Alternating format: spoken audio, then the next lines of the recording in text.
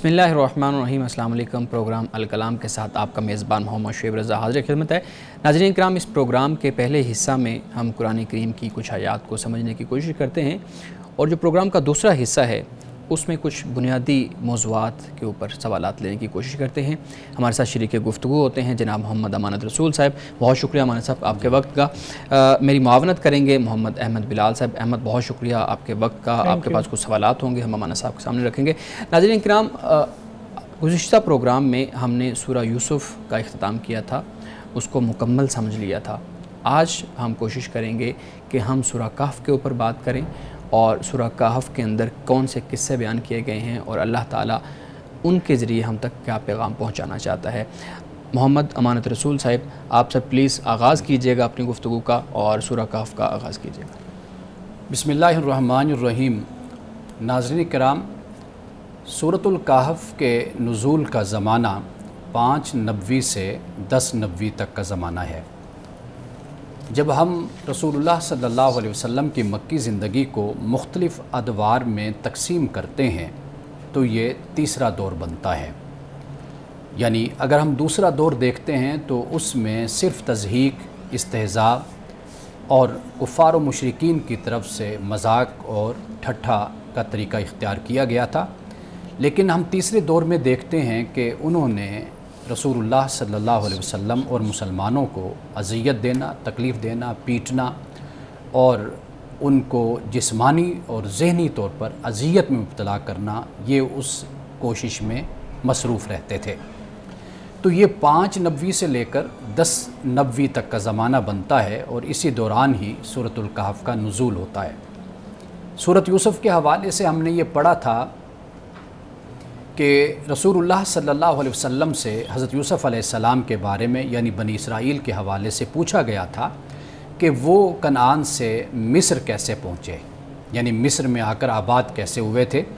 तो इसी तरह के 3 सवालात रसूलुल्लाह सल्लल्लाहु अलैहि वसल्लम से पूछे गए और पहला सवाल ये था कि अस्हाब कहफ़ कौन हैं।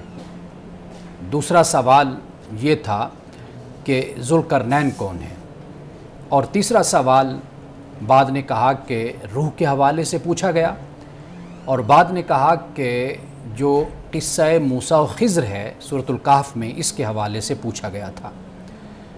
रूह के हवाले से जो सवाल है वो सूरत बनी इसराइल जो इससे पहली सूरत है उसमें ये सवाल मौजूद है और उसका जवाब भी मौजूद है। लेकिन ख़वातीन व हज़रात, सूरतुल कहफ़ में जहाँ पे अस्हाब कहफ़ का ज़िक्र हमें मिलता है, जहाँ पे हमें ज़ुल्करनैन का ज़िक्र मिलता है, वहाँ पे हमें किस्सा मूसा व ख़िज़्र का भी ज़िक्र मिलता है। और इसके अलावा एक और वाक़या जो मुख्तसर बयान है वो है बाग़ के मालिकों का। यानी वो दोनों दोस्त थे कि एक अमीर था और एक उससे कम अमीर था, यानी ज़्यादा अमीर नहीं था। तो अब अमीर का रवैया क्या था, कुरान पाक ने उसको उस मकाम पर बयान किया है। सूरतुल कहफ़ में इसके अलावा एक और किस्सा भी है, अगरचे वो मुख्तसर है, और वो किस्सा आदम व इबलीस है। इसको भी सूरतुल कहफ़ में बयान किया गया लेकिन मुख्तसर तौर पर बयान किया गया।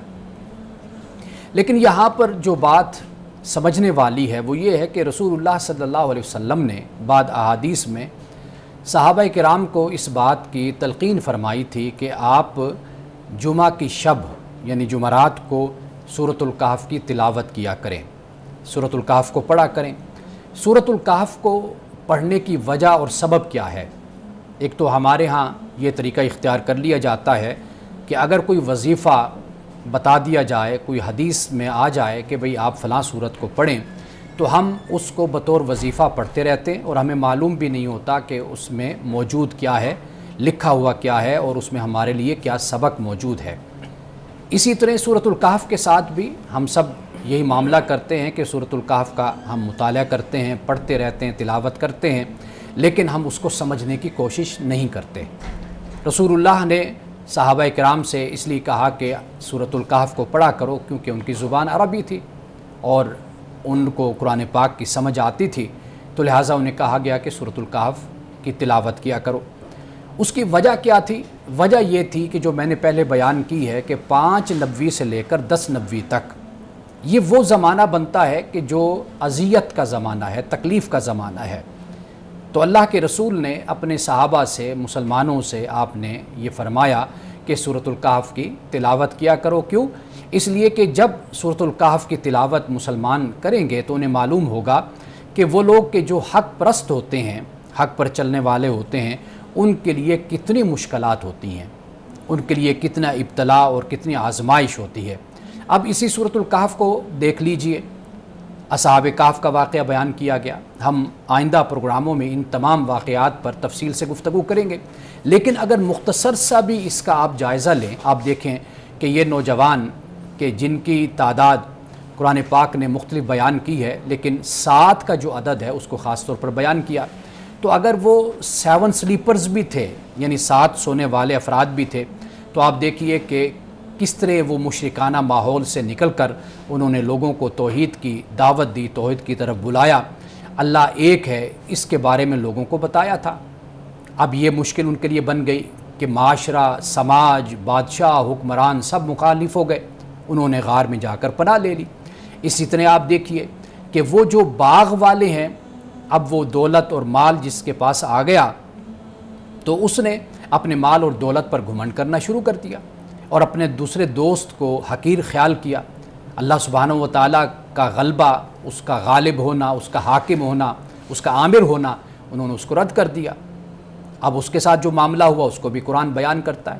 قصہ موسیٰ و خضر میں بہت سے معاملات اور بہت سے راز ہمیں سمجھا دیے گئے کہ اس کائنات میں تکوینی علوم، تکوینی امور موجود ہیں اللہ تعالیٰ کے، کہ انسان ظاہری طور پر کبھی یہ خیال کرتا ہے کہ یہ بات میرے خلاف ہے، یا یہ واقعہ میرے نقصان میں ہے، یا یہ جو کچھ بھی ہوا ظاہری طور پر اس کو اس میں نقصان نظر آ رہا ہوتا ہے، لیکن قرآن پاک یہ بیان کرتا ہے کہ اس میں اللہ تعالیٰ نے اپنی حکمت کے تحت اس کا فائدہ اور اس کے لیے وہ چیز مفید بنا دی ہوتی ہے۔ 3 افراد کا ذکر ہمیں قصہ موسیٰ و خضر میں ملتا ہے، اس پر بھی ہم تفصیل سے بات کریں گے۔ اسی طریقے سے ذوالقرنین کا بھی ذکر ہے۔ اب ذوالقرنین یہ بادشاہ، یہ سلطان، قرآن پاک بیان کرتا ہے کہ یہ کوئی کافر نہیں تھا، یہ مشرک نہیں تھا، بلکہ اللہ سبحانہ و تعالیٰ کو ماننے والا تھا۔ اب خواتین و حضرات، اسی صورت میں ہی یاجوج ماجوج کا بھی ہمیں ذکر ملتا ہے۔ قرآن مجید نے 2 مقام پر یاجوج ماجوج کا ذکر کیا ہے۔ ایک مقام تو یہ ہے سورۃ الکہف، ایک اور مقام ہے یہاں پر یاجوج ماجوج کا ذکر ملتا ہے۔ ہمارے ہاں یاجوج ماجوج کے حوالے سے بھی بہت سی کہانیاں، بہت سے افسانے اور بہت سے قصے موجود ہیں اور لوگ بیان کرتے رہتے ہیں، لیکن قرآن پاک نے جہاں اس کا ذکر کیا اور پھر ذوالقرنین کے ساتھ اس کے تعلق کو جوڑا ہے، یہ ہم سمجھنے کی کوشش کریں گے کہ آیا کہ یاجوج ماجوج سے کیا مراد ہے، آیا کہ یہ کوئی علیحدہ مخلوق ہے یا انسان ہے، یا ان کا ظہور کس وقت ہوا تھا، کیا صورتحال تھی کہ جب ان کو بھیجا گیا۔ تو گویا کہ یہ 4-5 واقعات ہیں اور جن میں ایک واقعہ قصہ آدم و ابلیس بھی ہے۔ خاص طور پر ہم اس کا بھی جائزہ لیں گے اور قرآن پاک کی روشنی میں دیکھیں گے کہ اللہ سبحانہ و تعالیٰ نے کس طرح مختلف مقامات پر آدم و ابلیس کے اس قصے کو بیان کیا ہے، اور آدم کی پوری تہذیب کو، پوری تاریخ کو اور انسان کی پوری تخلیق کو قرآن پاک نے کس انداز سے اور کس پہلو سے اور کس اسلوب کے ساتھ اس کو بیان کیا ہے، تو ہم اس پر بھی بڑی تفصیل کے ساتھ بیان کریں گے۔ اللہ سبحانہ و تعالیٰ نے سورۃ الکہف کو نازل فرمایا، اور پھر اس سورت کا جو اختتام ہے وہ اتنے کمال کا ہے، تو انشاءاللہ جب ہم اس پر بات تفصیل کے ساتھ کریں گے تو پھر میں آپ کو بتاؤں گا کہ اللہ سبحانہ و تعالیٰ نے اس سورت کے اختتام پر کس طرح اپنی ملاقات کو اور اپنے سے ملنے کو کس طریقے سے اور کتنے خوبصورت انداز میں بیان کیا ہے۔ مانا صاحب، ہم یہاں پہ ایک وقفہ لیں گے، وقفے کے بعد دوبارہ ملتے ہیں۔ ناظرین کرام، ملتے ہیں ایک بریک کے بعد۔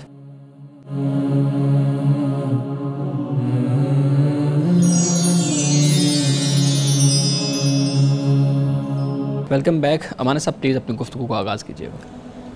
خواتین و حضرات، وقفہ سے پہلے ہم نے اس پہلو کو بیان کیا کہ سورۃ الکہف میں کیا کیا واقعات اور قصے بیان کیے گئے ہیں۔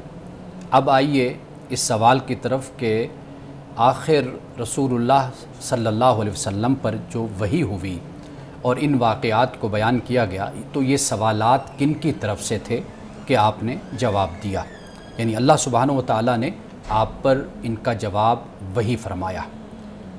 حضرت عبداللہ ابن عباس رضی اللہ تعالی عنہما یہ روایت کرتے ہیں کہ جب اس عرصے میں کفار اور مشرکین کا تشدد اور ان کی طرف سے سختی بڑھ گئی تو مسلمانوں کی طرف سے جو ریئیکشن اور رد عمل تھا وہ یہ تھا کہ کوئی بھی شخص واپس کفر کی طرف نہیں جا رہا تھا، یعنی سب اسلام پر قائم اور دائم تھے۔ اب انہوں نے یہ سوچا کہ مار پیٹ کے باوجود بھی، تشدد کے باوجود بھی یہ اسلام کو ترک نہیں کرتے، تو کیا راستہ اختیار کیا جائے؟ تو انہوں نے پھر اسلام کو فکری اور علمی شکست دینے کی کوشش کی، اور وہ طریقہ یہ تھا کہ نضر بن حارث اور اس کے علاوہ ایک اور صاحب عقبہ بن ابی معیط ان کا نام آتا ہے، یہ دو افراد اور ان کے ساتھ دیگر افراد ایک پورا ڈیلیگیشن جا کر علماء تورات و انجیل سے ملاقات کرتا ہے۔ جس نے سورۃ یوسف کے حوالے سے بھی اس بات کو ہم نے بیان کیا تھا، تو وہاں پر بھی یہی صورتحال تھی۔ اب یہ ڈیلیگیشن جا کر جب علماء سے ملاقات کرتا ہے کہ بھئی کیا سوال ہم محمد صلی اللہ علیہ وسلم کے آگے رکھیں اور ان سے پوچھیں، تو پھر وہاں پر یہ سوال علماء نے ان کو دیے اور کہا کہ بھئی آپ جا کر یہ 3 سوال پوچھئے۔ ایک سوال تو تھا روح کے حوالے سے، اور ایک سوال اصحاب کہف کا، اور تیسرا سوال تھا ذوالقرنین کے حوالے سے۔ یہ 3 سوالات تھے کہ جو اس وقت کے ان کے علماء نے کفار و مشرکین کو بتائے، اور پھر انہوں نے آ کر رسول اللہ کے سامنے یہ 3 سوال رکھے، اور پھر قرآن پاک میں ان 3 سوالوں کا جو جواب ہے وہ تفصیل کے ساتھ پھر دے دیا گیا۔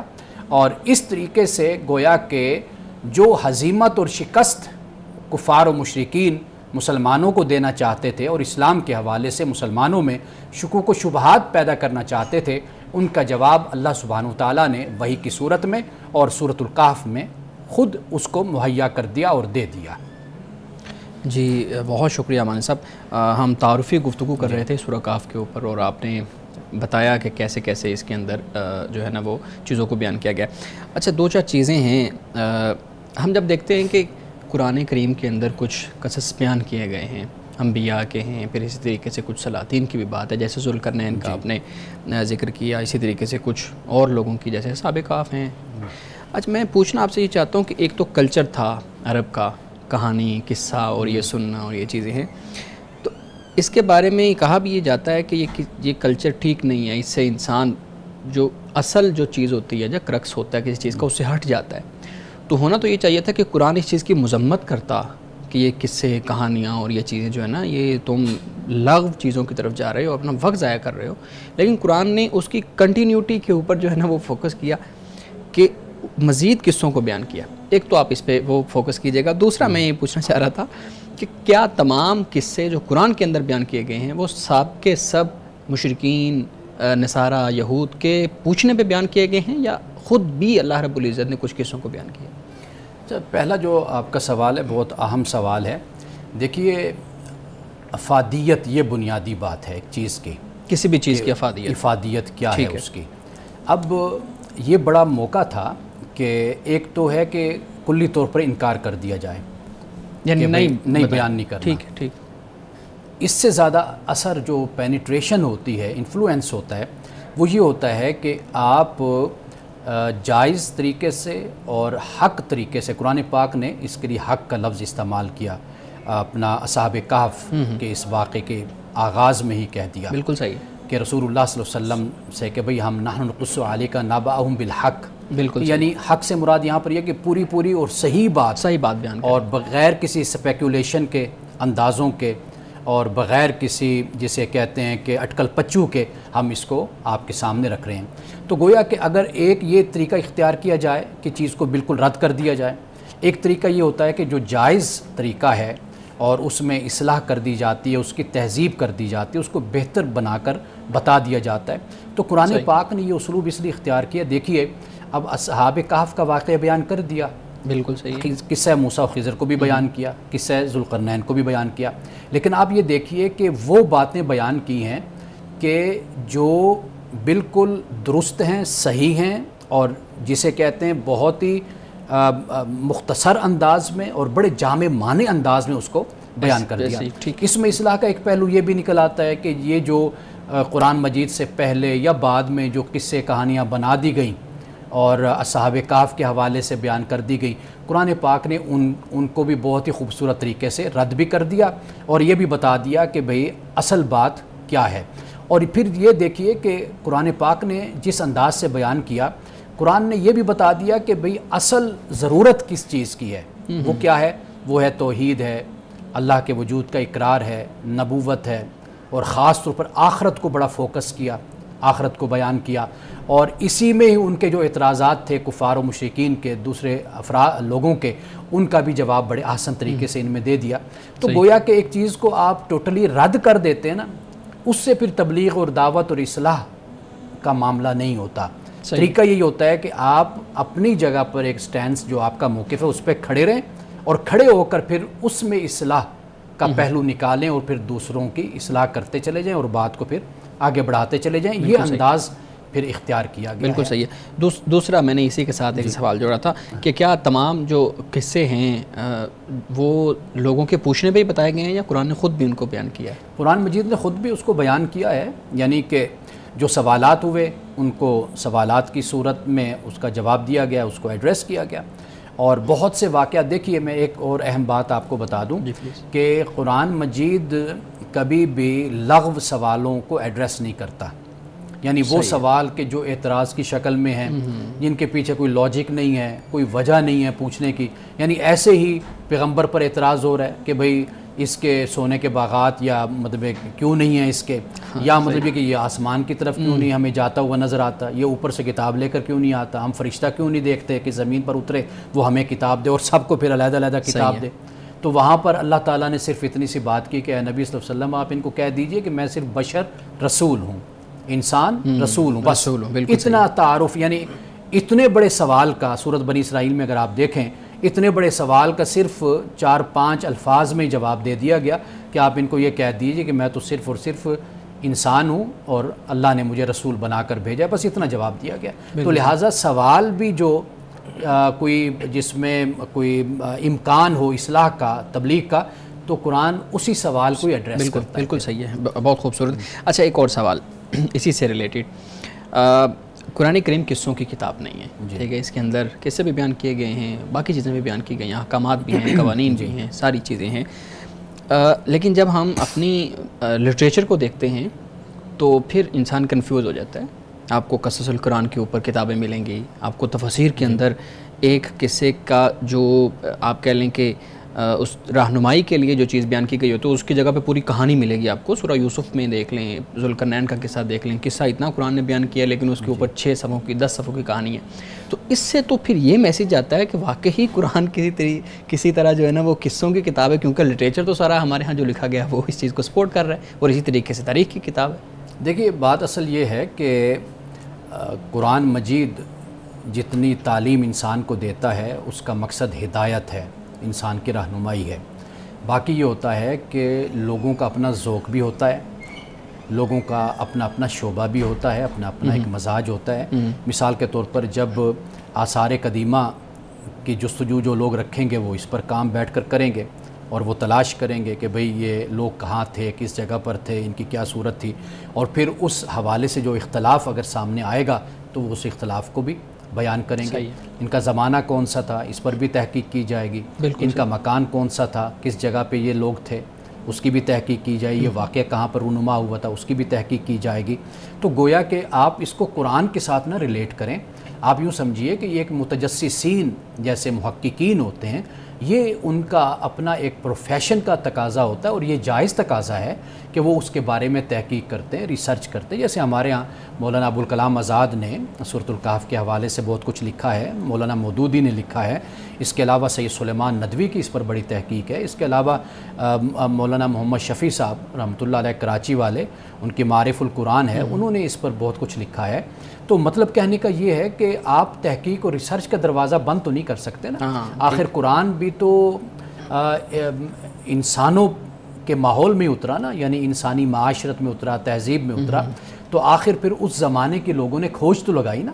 اور پھر اسی طریقے سے آپ دیکھیے کہ آپ کو جو مختلف تہذیبیں ہمارے ہاں بھی آپ کو نظر آتے ہیں موہنجو داڑو ہے اور اس کے علاوہ دیگر تہذیبیں ہیں، پھر لوگ اس پر تحقیق کرتے ہیں، پھر وہ دیکھتے ہیں کہ قرآن نے جو بات کہی ہے آیا کہ یہ کہاں کہاں واقع ہوئی اور اس کے کیا پس منظر اس کا کیا بنتا ہے، لوگ کون تھے، قوم کون تھی، تہذیب کون تھی، کتنا عرصے پہلے تھی، یہ سارا کچھ پھر انسان تحقیق صحیح ہے۔ پھر کسی نے مختصر بیان کر دیا، کسی نے اس کو تفصیل سے بیان کر دیا۔ بہت بہت شکریہ، بہت خوبصورت۔ ناظرین کرام، ہم یہاں پہ ایک بریک لیں گے، ملتے ہیں بریک کے بعد، ہمارے ساتھ رہیے گا۔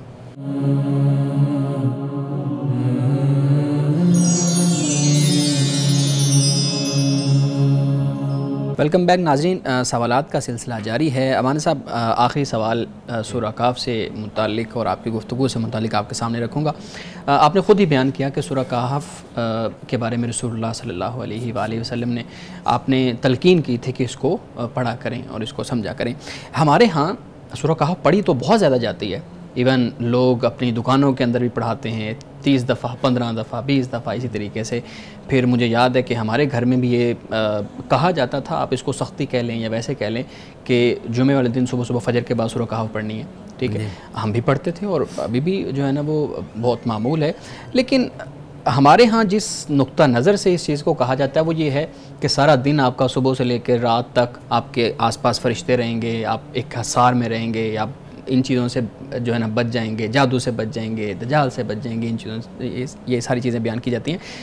میں پوچھنا آپ سے یہ چاہ رہا ہوں کہ رسول اللہ صلی اللہ علیہ وسلم نے تو یہ بیان کیا جو آپ نے ذکر کیا کہ اس کے اندر جو ہے اس کو سمجھو، اور ہمارے ہاں اس چیز کو ٹوٹلی ڈیفرنٹ طریقے سے بیان کیا اور اس کے اوپر کوئی بات بھی نہیں کرتا۔ سب جمعے کے فضائل کے اندر یہ بیان کرتے ہیں کہ سورہ کہف پڑھنا بہت فضیلت ہے، لیکن اس چیز کو کوئی بیان نہیں کرتا۔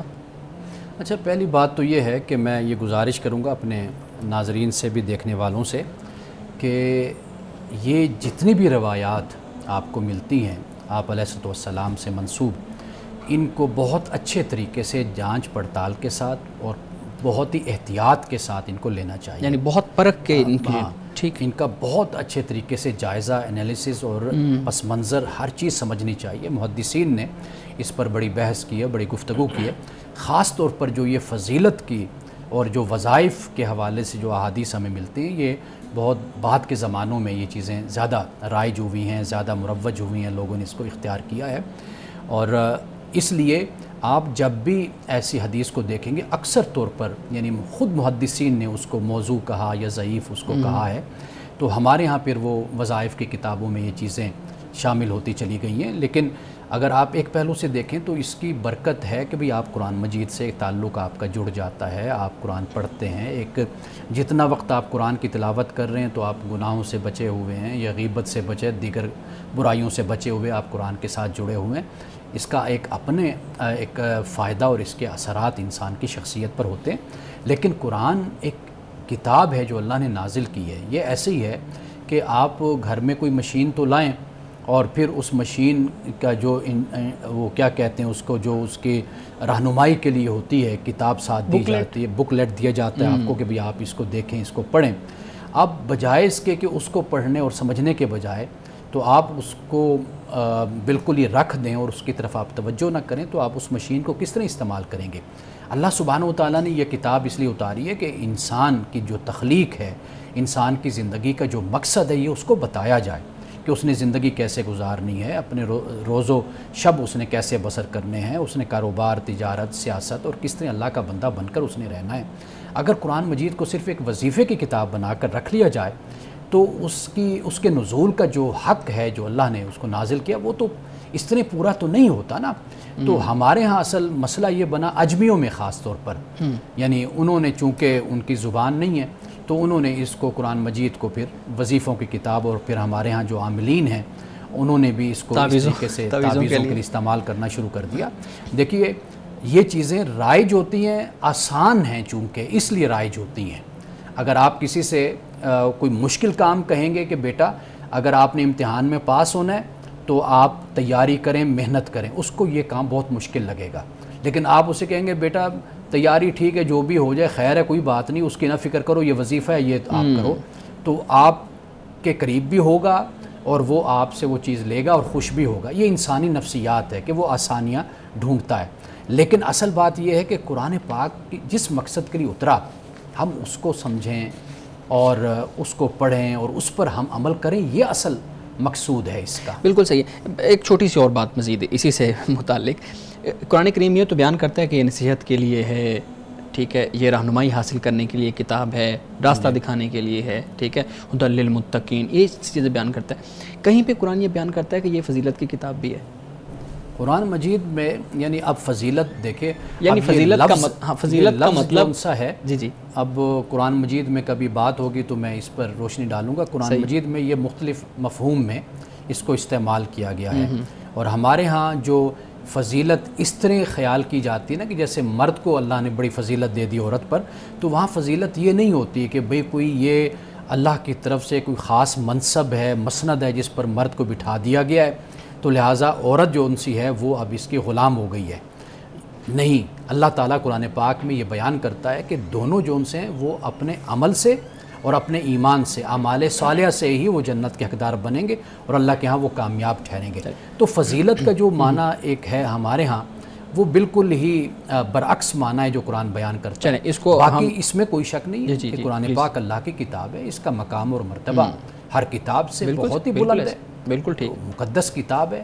ایسے ہی تو اللہ سبحانہ و تعالیٰ جس چیز کو اپنی طرف منسوب کرتا ہے اس کو اللہ مقدس کہتا ہے. بالکل تو اس میں تو کوئی شک نہیں ہے. لیکن یہ کہ اس طرح سمجھ کر بیٹھ جانا کہ بس یہ ہم نے اپنے گھر میں رکھ لی اور اس سے اب ہمیں برکتیں حاصل ہوں گی, یہ بڑی فضیلت والی کتاب ہے. میں کہتا ہوں کہ قرآن مجید کو گھر میں رکھ کر نہ پڑھنا یہ زیادہ پوچھ گچھ کا اور زیادہ جواب دہی کی وجہ بن جائے گا کہ آپ کے پاس کتاب تھی, سب کچھ تھا, پھر آپ نے اس کو کیوں نہ پڑھا, یعنی ایکسیس بھی تھی, آپ کے پاس عقل بھی تھی, سمجھ بھی تھی, علم بھی تھا, پھر اس کے باوجود یہ چیزیں نہ کی. بہت خوبصورتی سے آپ نے ان سوالات کے جوابات دیے. بلال صاحب آپ کے پاس بھی کچھ سوالات ہوں گے, امانہ صاحب کے سامنے رکھیے گا. Thank you so much for your time. Sir میں پوچھنا یہ چاہتا ہوں کہ ہماری سوسائٹی میں عورت کو ناقص العقل کہا جاتا ہے. سوال یہ ہے کہ کیا عورت واقعی ناقص العقل ہے, اور اگر ناقص العقل ہے تو یہ ناقص العقل بیسیکلی کیا لفظ ہے, اس کی کیا تشریح ہوگی؟ اصل میں یہ ناقصات العقل حدیث میں آتا ہے, لفظ آتے ہیں. اصل میں عقل جو ہے نا اس سے مراد ذمہ داری ہے. جی, اگر آپ کسی شخص کو مکلف کہتے ہیں کہ وہ نماز کا مکلف ہے مثال کے طور پر, آپ کیا اس میں شرائط بیان کرتے ہیں؟ آپ کہیں گے کہ یہ اسلام یعنی پہلی نمبر پہ ہوگی کہ مسلمان ہے, دوسرے نمبر پہ بات ہوگی کہ بھئی یہ بالغ ہو گیا, جب بالغ ہو گیا تو لہٰذا آپ اس پر یہ فرض ہوگی. تیسری بات جو بیان کی جائے گی وہ یہی ہے کہ عقل یعنی جب آپ اس کو ایک میسیج دے رہے ہیں تو وہ اس کو سمجھ رہا ہے کہ اس میسیج سے مراد کیا ہے. وہ شخص کے جو جسے ہم کہتے ہیں کہ اب نارمل ہے, پاگل ہے, مجنون ہے, واضح بات ہے کہ اس پر نماز فرض نہیں ہوگی. جی, ٹھیک ہے نا. تو عقل سے مراد کیا ہے؟ ذمہ داری ہے. یعنی آپ جب عقل رکھیں گے تو آپ پر ذمہ داری ہو جائے گی. تو عورت کو جب ناقصات العقل کہا گیا, در حقیقت یہ بیان کیا گیا کہ عورتوں کی جو ذمہ داریاں ہیں وہ اللہ نے کم کر دی ہیں. یعنی وہ کم کیا ہیں کہ جیسے مثال کے طور پر نماز کا معاملہ ہے, مسلمان پر, مرد پر تو فرض ہو گئی, ہر صورت میں فرض ہے. ہاں وہ علیحدہ بات ہے, بیماری کی صورت میں وہ ایکسیپشنل کیسز, لیکن عورت ہر مہینے ہفتہ 10 دن اس کی نمازوں کی معافی ہو گئی تو ناقصات العقل ہو گئی, یعنی ذمہ داریاں کم ہو گئی. اسی طریقے سے گھر کا جو یونٹ ہے اس کا ذمہ دار اللہ تعالیٰ نے مرد کو بنایا. اب وہ سربراہ ہے خدا کے ہاں, اس کا جواب دہ ہے, اس کی ذمہ داری ہے کہ وہ کفالت کرے. کلکم راع و کلکم مسئول عن رعیتہ. تو ہر مرد جو ان سے ہے وہ ہر شخص راعی ہے اپنی جگہ پر. عورت پر ذمہ داری بیوی پر آتی ہے بچوں کے معاملے میں, مرد کی ذمہ داری آتی ہے پورے گھر کے نظام کو وہ سنبھالتا ہے. آپ اس کو سربراہ کہہ لیجئے, آپ اس کو قوام کہہ لیجئے, قرآن پاک نے قوام کہا, تو یہ مرد پر ذمہ داری آ گئی. تو عورت کی ہر حوالے سے اگر ہم دیکھیں تو دین کے نقطہ نظر سے وہ ذمہ داریاں اس کی کم ہو گئیں. تو اس بنیاد پر کہا گیا ناقصات العقل. باقی ایسا معاملہ نہیں ہے کہ عقل کہیں پر کسی صنف کو اللہ نے کم دی ہے, کسی کو زیادہ دی ہے. کئی دفعہ تو مردوں میں بھی عقل کم نظر آتی ہے. عام طور پہ ہماری سوسائٹی میں وہ جس کو عقل کہا جاتا ہے, لوگ یہ سمجھتے ہیں کہ شاید ہم ان کو کسی بڑے عہدے پر فائز نہیں کر سکتے کیونکہ ڈیسیجن میکنگ کی جو کیپیبلٹی ہے, کیپیسٹی ہے, وہ خواتین میں کم ہے کیونکہ وہ ناقصات العقل میں سے ہیں. کوئی وزیر اعظم, وزیر اعلیٰ کا عہدہ نہیں لے سکتی. دوسری چیز میں یہ کہنا چاہتا ہوں کہ آپ نے جو جواب دیا لائک منتھلی ان کو مینسز کے ڈیز میں نمازوں کی پابندی نہیں ہے, پھر گھریلو ذمہ داریاں جو معاش کی ہیں وہ مرد پر ہیں، تو آپ یہ بھی دیکھیں کہ ان ایام میں وہ تکالیف بھی برداشت کر رہی ہوتی ہیں اگر نماز کی ان کو چھوٹ ہے، اور پھر اگر مرد پر معاش کی ذمہ داریاں ہیں تو خواتین پر جو چھوٹے بچوں کو وہ پالتی ہیں اور پورا پورا دن ان کا، پوری رات ان کو بعض اوقات جاگنا پڑتا ہے، تو یہ بھی تو ان پر ذمہ داریاں عائد ہیں۔ دیکھیے اس حوالے سے اگر مرد اس کی وسعت رکھتا ہے، استطاعت رکھتا ہے، تو اسے یہ کہا جاتا ہے کہ بھئی وہ اپنی بیگم کے لیے گھر کی ذمہ داریوں میں کسی کو شامل کرے کہ وہ اس کا ہاتھ بٹائے یا معاملات کو دیکھنے کے لیے اس کے ساتھ شامل ہو جائیں۔ یہ صورت بھی موجود ہے۔ باقی جہاں تک ماں ہونے کے ناطے معاملہ ہے، اب آپ دیکھیے آپ نے میری اسی بات کی تصدیق کر دی یہ بات کہہ کر کہ جب وہ ماں ہے تو ماں ہونے کے ناطے وہ بچے کو پالے گی، پوسے گی، دودھ پلائے گی، دیگر معاملات کرے گی، تو اس کو اللہ تعالیٰ نے اس حوالے سے بھی سہولت دے دی۔ روزوں میں آپ دیکھ لیجئے وہاں پر اس کو سہولت مل گئی۔ ایسا نہیں ہے کہ بھئی وہ بوجھ نہیں سنبھال سکتی، ذمہ داری نہیں لے سکتی، پھر اس پر زیادہ ذمہ داریاں ڈال دی گئی، تو اس کو ہر قدم پر اسلام نے کمپنسیشن بھی دی ہے کہ اگر وہ کسی اس طرح مصروف ہے یا فطری کوئی ذمہ داری اس پر اس طرح کی آتی ہے تو اس کے لیے وہ بھی راستہ ہے۔ اچھا ایک اور بات بڑی اہم ہے آپ دونوں نوجوانوں کے لیے، اور اس نقطے پر ہم لوگ توجہ نہیں کرتے، وہ یہ ہے کہ جو ذمہ داری ہے، اگر کسی کو کوئی عہدہ دیا جاتا ہے ہم پروٹوکول کو دیکھتے ہیں، ہم یہ دیکھتے ہیں کہ یہ مرد ہے، اس کو سربراہ بنا دیا گیا یا اس کو قوام بنا دیا گیا، لیکن جو جواب دہی کا ایک تصور ہے اس پر نظر نہیں کی جاتی، اسے ہم بھول جاتے ہیں۔ ہم یہ دیکھتے ہیں کہ مثلا پرائم منسٹر ہے جا رہا ہے، پروٹوکول ہے جی، یہ کچھ ہے وہ کچھ ہے، ہم یہ خیال کرتے ہیں یہ تو بڑے مزے میں ہے، یہ فلاں افسر ہے، فلاں عہدے پر ہے، بالکل یہ نہیں ہم دیکھتے کہ جو اسلام کا تصور ہے، جو ہم ابتدائی دور میں دیکھتے ہیں خلفائے راشدین کے دور میں، کہ وہ تو کہتے تھے کہ یہ اقتدار کانٹوں کی سیج ہے، بالکل وہ کہتے تھے بھئی ہم تو بننا نہیں چاہتے، آپ لوگوں نے ہمیں منتخب کیا اور اس جگہ پر آپ نے ہمیں کھڑا کیا ہے۔ تو میرا خیال ہے کہ ہمیں اس سوچ کو بھی اجاگر کرنا چاہیے، لوگوں میں شعور پیدا کرنا چاہیے کہ دیکھو یہ جو عہدہ اور یہ منصب ہوتا ہے یہ انجوائے کرنے کے لیے نہیں ہوتا، بالکل اس سے بہت سی ذمہ داریاں، اور مسلمان خاص طور پر کہ جب ہم آخرت کا تصور بھی رکھتے ہیں، اس پر ایمان بھی رکھتے ہیں، تو پھر خدا کو بھی تو جواب دینا ہے نا۔ تو خلفائے راشدین کس بات سے ڈرتے تھے؟ خدا کی بارگاہ میں جواب دہی سے ڈرتے تھے نا۔ تو اصل مسئلہ یہ ہے کہ ہم ایک چیز پر تو نظر رکھتے ہیں جسے ہم رائٹ کہتے ہیں، لیکن وہ جو رسپانسبلٹی کے ساتھ معاملات ہیں ہم اس کو شاید بھول جاتے ہیں۔ ہم یہاں پہ ایک بریک لیں گے، اس کے بعد پھر مزید اسی چیز کے اوپر ہی کچھ سوالات ہیں۔ ناظرین کرام ہمارے ساتھ رہیے گا، ملتے ہیں ایک بریک کے بعد۔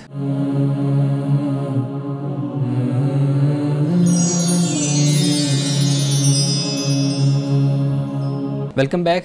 بلال صاحب آپ سوال کر رہے تھے ہمارے صاحب۔ عورت کے ناقص العقل ہونے پہ بات ہو رہی تھی۔ خلفائے راشدین کے دور میں دیکھیں تو ہمیں خواتین کی بہت کم تعداد ملتی ہے کہ وہ بڑے بڑے عہدوں پر رہیں، ان پر ذمہ داریاں اس طرح کی پولیٹیکل ذمہ داریاں سوسائٹی میں ڈالی جائیں۔ آج کے دور میں خواتین بڑے بڑے عہدوں پر فائز ہیں، ہماری کرنٹ سی ایم خاتون ہیں۔ آپ اس بارے میں بتائیں کہ خواتین پر بڑے عہدے یا بڑی ذمہ داریاں ڈالنا کیا وہ ناقص العقل اور اس میں کوئی یعنی اختلاف نہیں ہوگا؟ میں یہ بھی کہوں گا کہ یہ بھی ہم لوگوں کو کم علمی ہے کہ صحابہ کے زمانے میں عورتوں کے پاس کوئی ذمہ داری نہیں تھی، عورتیں بہت سی ذمہ داریوں پر فائز تھیں اور وہ ذمہ داری ادا کر رہی تھیں۔ آپ یہ دیکھیے کہ رسول اللہ صلی اللہ علیہ وسلم کے زمانے سے ہی صحابیات کو آپ دیکھ لیں کہ وہ تاریخ کی ماہرہ تھیں، مہارت رکھتی تھیں، انصاب علم الانصاب میں ان کو بڑی مہارت تھی، حدیث میں بڑی مہارت تھی، قرآن میں بڑی مہارت تھی، عربی زبان میں بڑی مہارت تھی۔ آپ کو معلوم ہے کہ حج کے موقع پر سب سے بڑا خیمہ حضرت عائشہ صدیقہ کا ہوتا تھا، کسی صحابی کا نہیں، کسی مرد کا نہیں ہوتا تھا، سب سے بڑا خیمہ ان کا ہوتا تھا، اور لوگ جمع غفیر ہوتا تھا ان سے دین سیکھنے کے لیے، سوالات کرنے کے لیے ان کے پاس لوگ آتے تھے۔ اس لیے یہ جو تصور ہے ہمارے ہاں یہ درست تصور نہیں ہے کہ اس وقت عورتیں عہدوں پر فائز نہیں تھیں۔ لیکن جہاں میں اس میں تھوڑا سا ایڈ کروں گا، تھوڑا سا آپ نے بات کی، آپ نے صرف تعلیمی اس معاملات کے اندر بات کی ہے نا ابھی کہ حضرت شفا بنت عبداللہ کے بارے میں ڈاکٹر حمید اللہ صاحب نے لکھا ہے کہ وہ آپ ان کو کہہ سکتے ہیں کہ آج کے دور میں اگر کوئی عہدہ دینا چاہیں وہ پرائس کنٹرول کمیٹی کی چیئرمین تھیں۔ फूड कमेटी के अंदर, फूड कमेटी वाले डिपार्टमेंट में हम कह सकते हैं। एक खातून थी जिनको रसूलुल्लाह सल्लल्लाहु अलैहि वसल्लम ने अपनी ज़िंदगी में मस्जिद का इमाम मुकर्रर किया था। डॉक्टर हमीदुल्लाह साहब ने यह भी लिखा, इस्लामी रियासत उनकी किताब है, आप उसको पढ़ कर देखें। तो मतलब ये है कि इस पर बाकायदा तहकीक है। एक चीज़ पर किसी दौर में ना पर्दा डाल दिया जाता है, उसको सानवी हैसियत दे दी जाती है, उसको डिस्कस नहीं किया जाता और दीगर बातों को और दीगर पहलुओं को ज़्यादा उजागर किया जाता है। आज का दौर इस बात का तकाजा करता है कि इस पर भी तहकीक की जाए। मिसाल के तौर पर डॉक्टर अकरम नदवी साहब हैं, ग़ालिबन उन्होंने कोई 20-25 जो हदीस की माहिरा ख़वातीन हैं उनका सारा उन्होंने उनके सवाने हयात लिखी है, बल्कि इससे भी शायद ज़्यादा मुहद्दिसात हैं कि जिनका जिक्र उन्होंने किया है। तो इसलिए कि सर मैं एक चीज़ पूछना चाह रहा हूँ, सॉरी फॉर डिस्ट्रक्शन। अगर हम सुप्रीम लीडरशिप को देखें तो उसमें ख़वातीन की तादाद नहीं मिलती इतनी ज़्यादा, और अंबिया कराम को भी देखें तो वो भी मर्द थे। इस बारे में आप बताएं। देखिए असल मामला ये है कि ये डिपेंड करता है ना तमद्दुन पर, आपकी माशरत पर, आपके तरीके पर। वो फिर माशरे सोसाइटी इवॉल्व करते हुए भी तो आगे बढ़ती हैं। आप जामिया निज़ामिया जहाँ पर इमाम गज़ाली पढ़ते रहे, वहाँ पर बहुत सी ख़वातीन असातिज़ा थी। इवन के यहाँ तक के आइम्मा जो हमारे 4 आइम्मा का जिक्र 5 का किया जाता है, उनके असातिज़ा में ख़वातीन का नाम शामिल है। ख़वातीन उनसे पढ़ती, ये भी असातिज़ा होगी ना। खुलफाए राशिदीन में देखें मर्द हैं, हमारे आइम्मा अरबा देख लें मर्द हैं, अंबिया मर्द हैं। इस हवाले से जहाँ पे सुप्रीम लीडरशिप है वहाँ पे हमें, मैंने वही आपसे गुजारिश की है कि उस तरह की थी ना। मैं यही अर्ज़ कर रहा हूँ ना कि इवॉल्व करते हैं ना माशरे, कि रसूलुल्लाह सल्लल्लाहु अलैहि वसल्लम ने तो इसकी बुनियाद रख दी। आपके ज़माने में भी हमें लोग नज़र आते हैं और बाद में भी हमें नज़र आते हैं। तो माशरा आहिस्ता आहिस्ता आगे बढ़ता है। किसी माशरे में मुमकिन है कि ऐसी सूरत बन जाए कि जहाँ पर जैसे अब पाकिस्तानी माशरा है या दूसरे दीगर इस्लामी मुल्कों को आप देख लें, या आप यूरोप और अमेरिका चले जाएँ, जिस तरह का माशरा होता है उसी तरीके से फिर वो आगे बढ़ता चला जाता है। जी सर, लोग ये भी सवाल करते हैं कि औरत को तलाक का हक़ क्यों नहीं हासिल। मैं पहले इसका जवाब दे चुका कि जब हम कव्वाम की बात कर रहे हैं तो तलाक का इख्तियार मर्द को दिया गया। बियादिही उक़दतुन निकाह, कुरान पाक ने सूरह अल-बकरा में कहा कि निकाह की जो गिरा है वो मर्द के हाथ में, खुला का हक़ औरत को दिया गया। तो जब एक मर्द माशी कफ़ालत का ज़िम्मेदार है, घर का सरबराह है, उसको एक हाकिम बनाया गया है और उसको एक ज़िम्मेदारी सौंपी गई है, तो ये इख्तियार भी उसके पास है। लेकिन इसका मतलब हरगिज़ ये नहीं है कि औरत को उसकी बांदी है, बल्कि उसके पास भी सूरह अल-बकरा में इसको बयान किया गया, अगर वो औरत नहीं बसना चाहती मर्द के साथ तो उसके पास भी बड़े कानूनी रास्ते और तरीके हैं कि जिस बुनियाद पर वो उस मर्द से अलहदगी इख्तियार कर सकती है। अच्छा, इसमें एक और चीज़ जो आज मौजूदा दौर में हमारे सामने आ रही है, अब वो कव्वाम वाला मामला आहिस्ता आहिस्ता बढ़ता जा रहा है ना। अब दोनों तरफ है, 50% वो कमाती है, 50% वो कमाता है और दोनों घर में लगाते हैं। तो हमारे तो इसी ज़िम्मेदारियों से रिलेटेड हमारे विरासत के मसाइल हैं, हमारे बाकी मसाइल जुड़े हुए हैं जब हम इस तारीख़ अपने पढ़ते हैं। तो अब यहाँ पे आके अगर वो दोनों कंट्रीब्यूट कर रहे हैं घर के अंदर, तो क्या वो सारे मसाइल कव्वाम वाले, विरासत के और इन सारी चीज़ों के, उनको दोबारा से हमारे यहाँ एक तहरीक चलती है कि उनको दोबारा से रिव्यू करना चाहिए। आपकी इस पे क्या राय है? कि फिर वो देखिए, पहली बात तो ये है कि इंसान की जो फितरी दोनों में इख्तलाफ है, वो जितनी भी कोशिश कर ली जाए उसको तब्दील नहीं किया जा सकता। ठीक है, इंसान की जो फितरतन तख्लीक है मर्द की और औरत की, उसको तो कभी चेंज नहीं किया जा सकता। एक तो ये बुनियादी बात है, इसको सामने रखना चाहिए। और फिर मर्द का वजूद और औरत का वजूद, जिस्म, इसमें जो तफरीक रखी गई उसको भी पेश नज़र रखा जाना चाहिए। हम बार बार जो तालीम की और इल्म की बात कर रहे हैं, जैसे कहा ख़वातीन इसमें हैं, तो वो बात समझ आती है कि क्योंकि ऐसे शोबे कि जिनका ताल्लुक़ तालीम के साथ है और जिस्मानी, जिसमें मुशक्क़त नहीं है, मेहनत नहीं है, कम है उसमें मेहनत, तो वो शोबे औरतों ने ज़्यादा तौर पर इसीलिए ही इख्तियार किए और उसको लेकर वो चली हैं। तो पहली बात तो इस बात को मद्देनज़र रखना चाहिए जो फितरी तौर पर है। दूसरी बात यह है कि अगर कभी ऐसी सूरत बनती है तो उसमें इस्लाम कोई पाबंदी नहीं लगाता इस बात पर कि भाई अगर मर्द के साथ औरत शामिल होकर काम कर रही है तो वो बिल्कुल उसके साथ शामिल हो सकती है, काम कर सकती है, तो फिर और वो बढ़ चढ़ कर आगे माशरे की बेहतरी के लिए और उसकी फलाह बहबूद के लिए अपना किरदार अदा कर सकती है। ये नहीं है कि अगर मर्द कव्वाम है, सरबराह है, तो औरत का ये हक़ छीन लिया गया कि वो अब گھر میں ہی بیٹھے گی نہیں، وہ معاشرے میں نکل کر اپنا کردار ادا کر سکتی ہے۔ سر پھر سوال تو یہ پیدا ہوتا ہے کہ جب مرد کو معاشی کفیل بنایا گیا ہے تو طلاق کا حق اسے دیا گیا ہے، اگر کسی گھر میں عورت معاشی کفیل ہے، وہ ساری ذمہ داریاں چلا رہی ہے، تو کیا اسے بھی پھر طلاق کا حق مل سکتا ہے اور باقی بھی ذمہ داریاں پھر اسی کی طرف کنورٹ ہو جائیں گی؟ جی، ہمارے ہاں جو فیملی لاز ہیں، نکاح فارم ہے، اس میں آپ دیکھ لیجئے کہ مرد عورت کو حق طلاق دے دیتا ہے۔ اس پر ایک شک یہ بھی موجود ہے، اگر مرد یہ چاہتا ہے کہ بھئی میں عورت کو یہ حق دے دوں اپنی کنسنٹ کے ساتھ، ارادے کے ساتھ، وہ اس کے سپرد کر سکتا ہے۔ وہ بھی پھر اسی صورت میں ہے کہ مرد ہی کو اختیار ہے کہ وہ کنسنٹ دے عورت کو، ڈائریکٹ عورت کے پاس تو پھر بھی کوئی اختیار نہیں ہے، مرد چاہے تو دے سکتا ہے۔ شریعت میں جب بنیاد سے ہی ایک بات کو بیان کر دیا گیا کہ یہ حق طلاق مرد کا ہو گیا، خلا عورت کا ہو گیا، اب وہ جو طلاق کا حق مرد کا ہے وہ بنیادی طور پر اسی کے پاس ہے، اب وہ اپنے حق سے دستبردار ہو رہا ہے، اس کے لیے نکاح فارم میں ایک شک موجود ہے، اگر وہ چاہے تو یہ حق عورت کو دے سکتا ہے، لیکن جہاں اس کی ذمہ داریاں ہیں، جہاں اس کی سربراہیت ہے، سارا کچھ اس کے ذمے ہے، تو یہ حق بھی اللہ تعالیٰ نے اسی کے سپرد کیا، لیکن عورت کو باندھا بھی نہیں، یعنی اس کے پاس خلا کا حق موجود ہے کہ وہ اس کے ذریعے سے مرد سے آزادی حاصل کر سکتی ہے۔ سر شریعت نے اسی لوجک کے تحت مرد کو یہ حق دیا کہ وہ معاشی کفیل ہے، پھر یہی لوجک اگر چینج ہو کے عورت کے پاس آ جائے تو پھر اس کو بھی آٹومیٹیکلی یہ حق مل جانا چاہیے کہ وہ چاہے تو طلاق دے۔ میرے خیال میں اس گفتگو کو ہم وائنڈ اپ کرتے ہیں، تو چونکہ ابھی وقت جو ہے نا وہ ختم ہو چکا ہے۔ ناظرین کرام، اللہ رب العزت سے اس دعا کے ساتھ ہم اپنے پروگرام کا اختتام کرتے ہیں، خدا تعالی ہمیں حسن کلام اور تاثیر کلام عطا فرمائے، ہماری زبان کی گروں کو کھول دے اور سننے والوں تک خیر کا پیغام پہنچے۔ اجازت دیجیے، خدا حافظ۔